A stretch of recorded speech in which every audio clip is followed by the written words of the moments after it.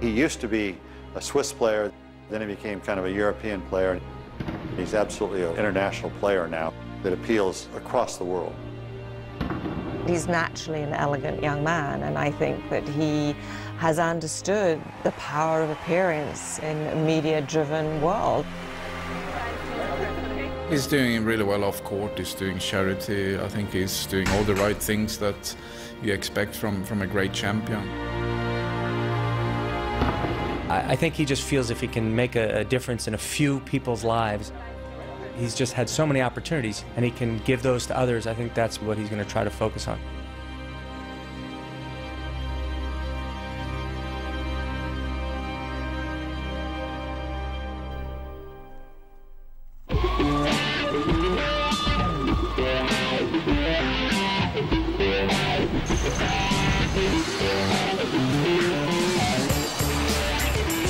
New York, and even for a city that has seen everything, there's a buzz of sporting anticipation in the air.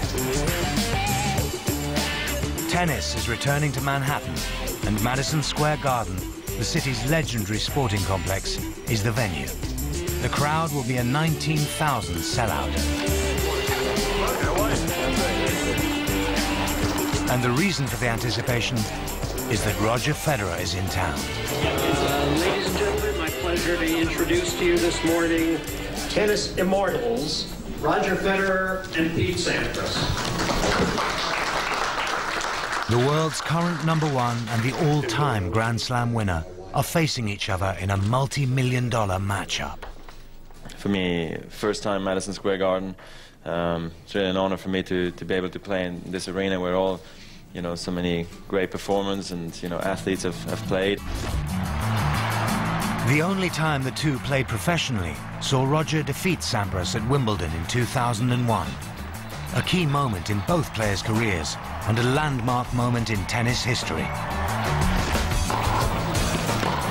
The rematch at the Garden is a rare encounter between past and present, and a tantalizing glimpse of what might have been.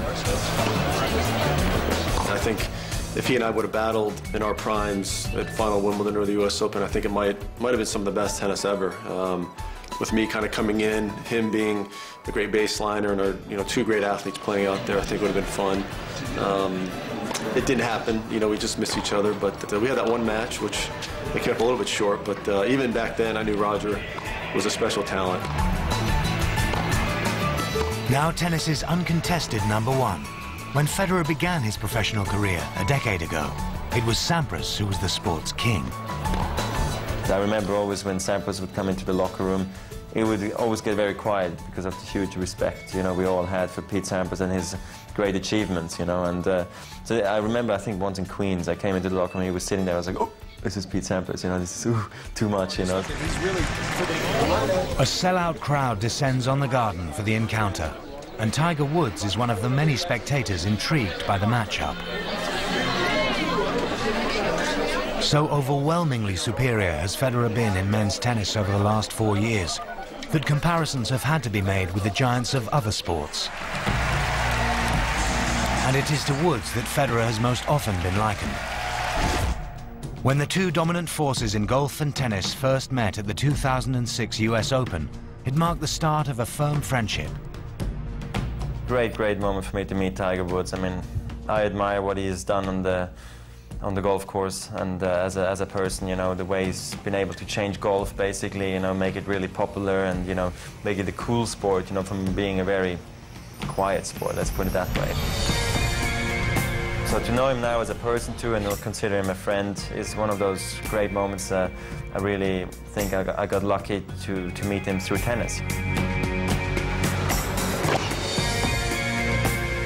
We are very similar in the sense that we have this understanding. It's an unwritten rule, of what it takes to get there, the amount of dedication, the amount of work. People don't realize. You think you just show up and you just play well in slams. For us, to just go out there and hit 300-yard drives and make putts. We both love it. In New York, the Madison Square Garden crowd thrill at seeing the 36-year-old Sampras try to turn back the clock against Federer with his serve and volley game. And Sampras isn't shy in passing off Tiger's trademark celebration as his own when his shots do pay off. But when you're facing the best baseliner in the business, let alone one 10 years your junior, heading for the net isn't always the best option. But this game is less about bragging rights and more about promoting the game and entertaining the crowd.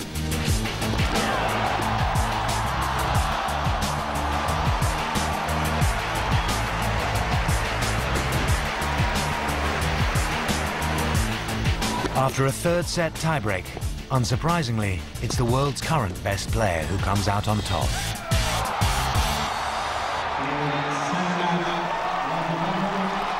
But on this occasion, the game of tennis is the winner. It was a great night for tennis, great night for me personally, just to go out and play in front of 19,000 people in New York. A little disappointed I didn't come up with the win. No, for me, I mean, hit some great shots when I needed to, and turned out to be this thriller match, which is fantastic under the circumstances tonight in front of so many people.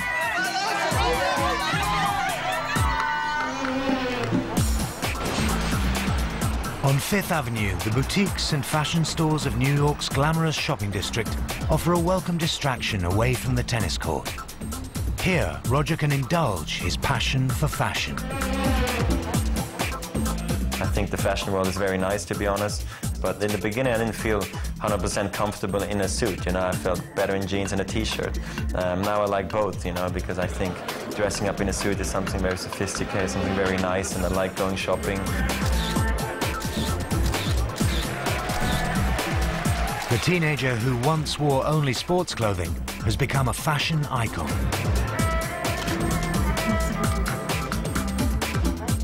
Roger's absolutely a poster boy for Men's Vogue. I mean, he represents everything that the magazine believes in, which is style and intelligence and being the best at what he does. And when we launched the magazine 2 years ago, I mean, he was right at the top of the list of the people that we absolutely wanted to have on the cover of the magazine.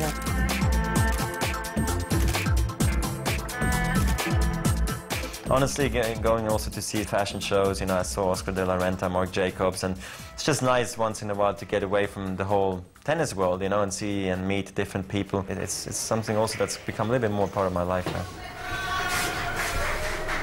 The most obvious manifestation of Roger's interest in fashion is the specially designed clothing used to celebrate his triumphs at the All England Club. Roger's image is unique. It's understated, I would say. It's, I guess, kind of James Bondian, that you have to take a close look and find it, but it's very definitely there. What we wanted to do was get something that really reflected who Roger Federer was, and to come out with the white sports coat with the stars representing all his championships, I really think reflected who he was. And I think his sensibility of wearing something that is a little bit more retro for Wimbledon, because that's a tournament that's so much steeped in history. 40-30. I don't think that in any way makes him old-fashioned. You know, I think the black outfit that he wore at the Open last year didn't, to me in any way, look like the past. It looked very much like the future.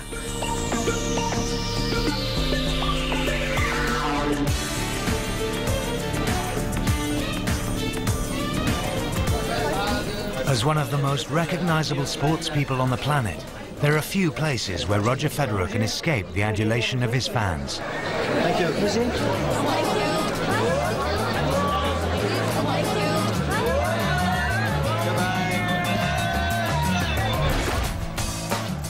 It's proof of Federer's global appeal and commercial attraction. His earning power has made him one of the wealthiest sports stars in the world. I really tried to be hands-on with my business, and honestly, I'm very happy the way things are running for me, not only on the court but also off the court, you know, with my sponsors and everything. It's very important to me that, you know, I sleep well at night, basically.